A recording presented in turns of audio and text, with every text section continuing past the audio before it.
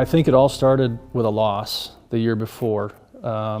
We had two of the best seniors that had ever played basketball at Dakota Valley, Paul Bruns and Chase Montang.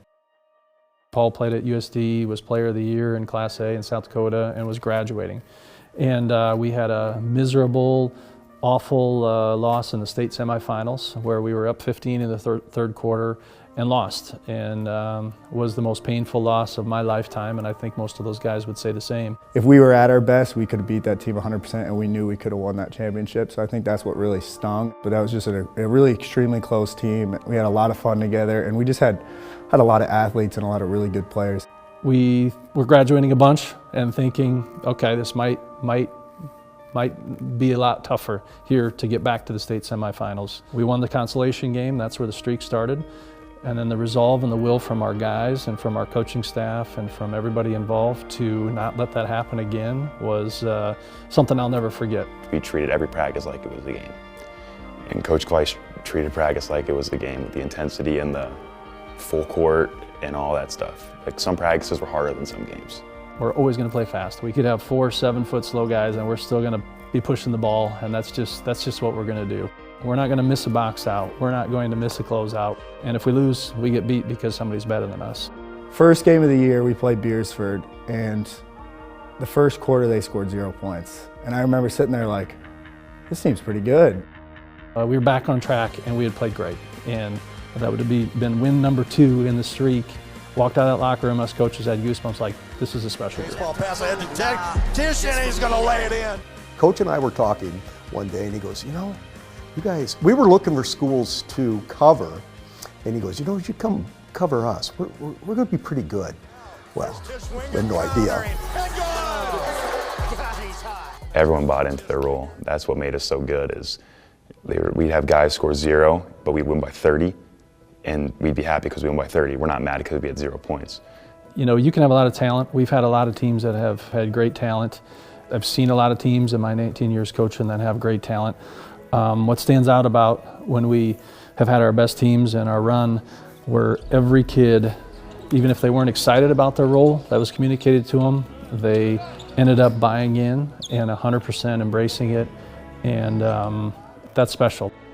Everyone was on an equal playing field. Like, he never treated anyone better. Like, from like our managers all the way up to like our best players like Isaac and Randy, he was constantly like pushing them, like treated everyone the same, and I think that was just an important part, is just coaching. He'll send a scouting report, and they're always detailed, but not overly exhausting, but always at the end in big capital letters he would have, and these go to his team as well, stay humble.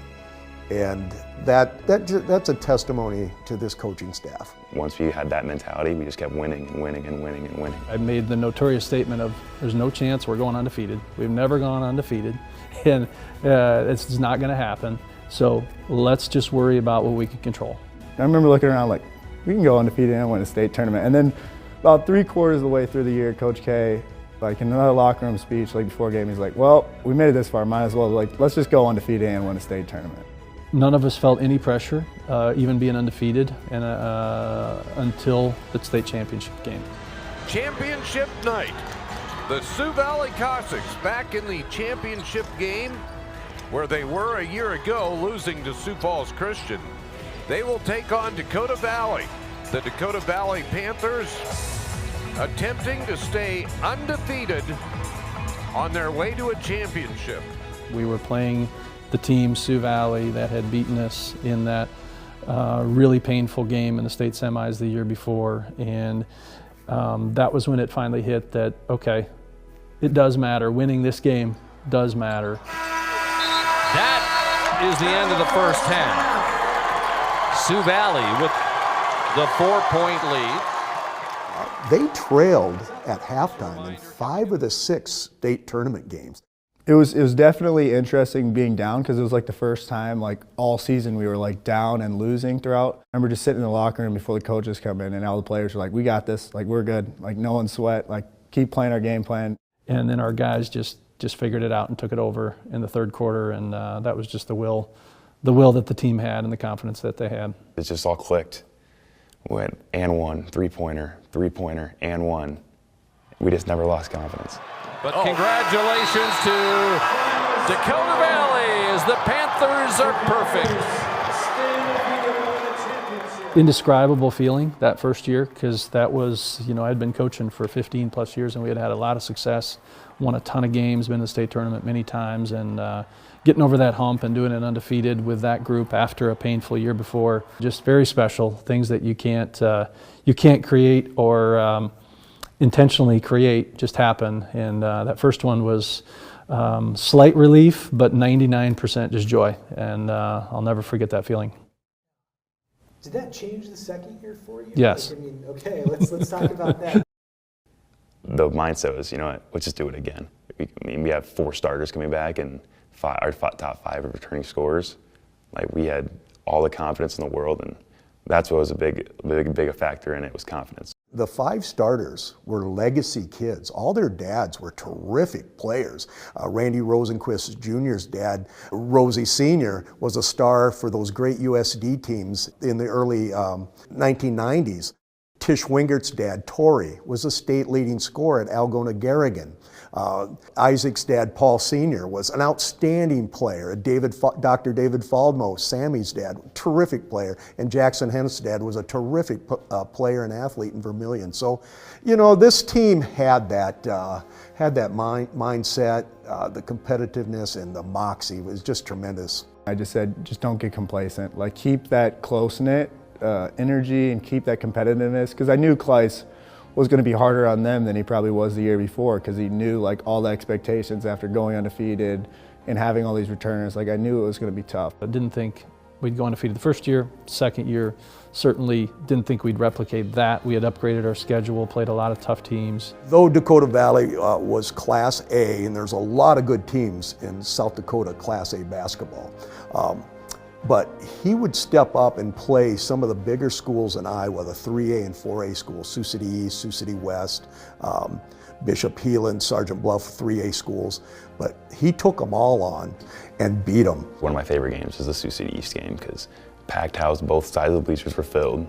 Everyone's like, oh, the streak might end tonight. Everyone's showing up from other schools. There's like my dad's friends that had never been to a game are coming to watch, and we won by 30. Talk about when after they've won a championship, are you defending a championship? Or are you going after another one? I saw coaches be humble, but as broadcasters, we were blowing this thing up as much as we could. And it was so exciting. So yeah, it was always on our mind. #1 ranked, defending state title, big win streak. Oh yeah, we set the stage every broadcast, and they never disappointed. We had a lot of ups and downs, but we kept winning. And we were fortunate to win a few close games, and that just kind of spurred a little more confidence, and we kind of figured it out and found a rhythm. But it was much more difficult and a very different feeling than that first year. And there were times as coaches we made conscious decisions to just let them go and not overcoach them, and just, if we lose, we lose. We had 2 games specifically against under 500 teams that we about lost. They were probably our 2 closest games all year.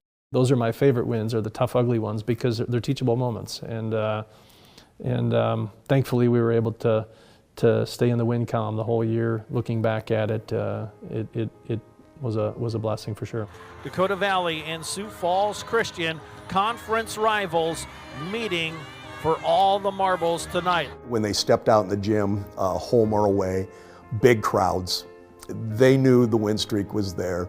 At the time, the Panthers had this aura about them. And it didn't matter what the record was with that opposing team or that coach.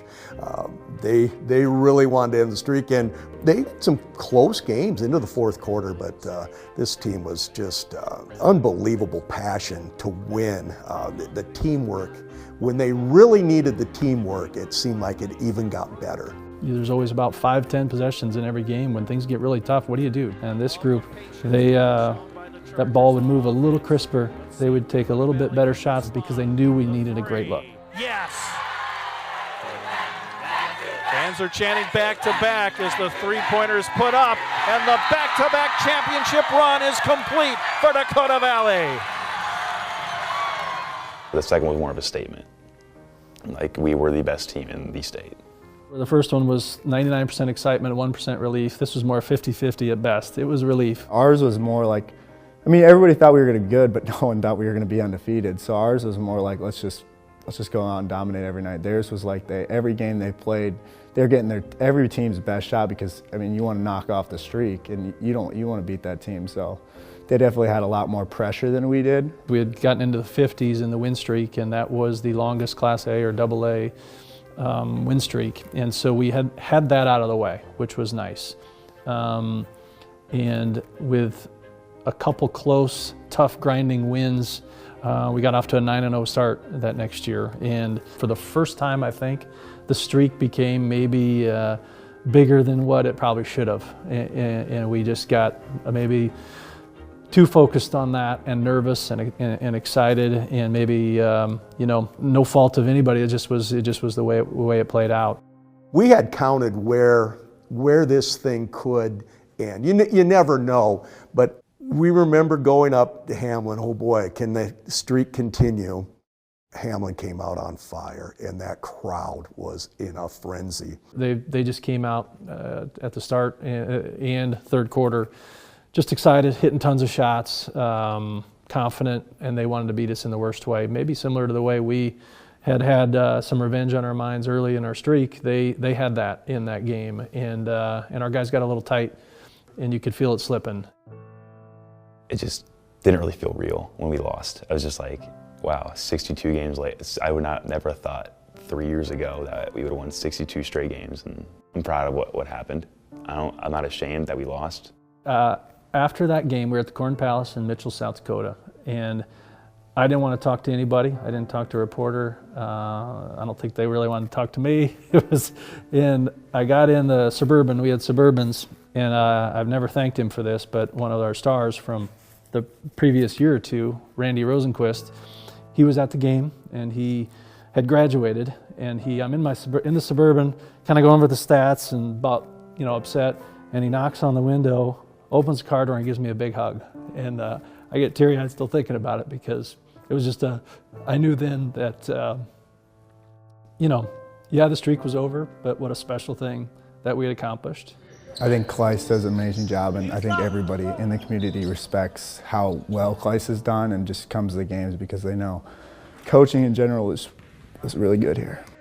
I think my coaching style has stayed pretty much the same. The streak is one of those things that you look back at it and you maybe, after it gets done, you think you're a little smarter than you actually are. And if there's one thing I've probably learned, that's just not the case. You know, you can't control all the wins and losses. We were adamant about that early on in the streak. Then it became more about the wins and losses. And now, you know, looking back at it, I think you just appreciate having great kids and what they did. If we or anybody sets out and says, oh, we want to win 60-some in a row, it makes it a lot tougher than if you start out with humble beginnings like we did. And very fortunate it played out like that.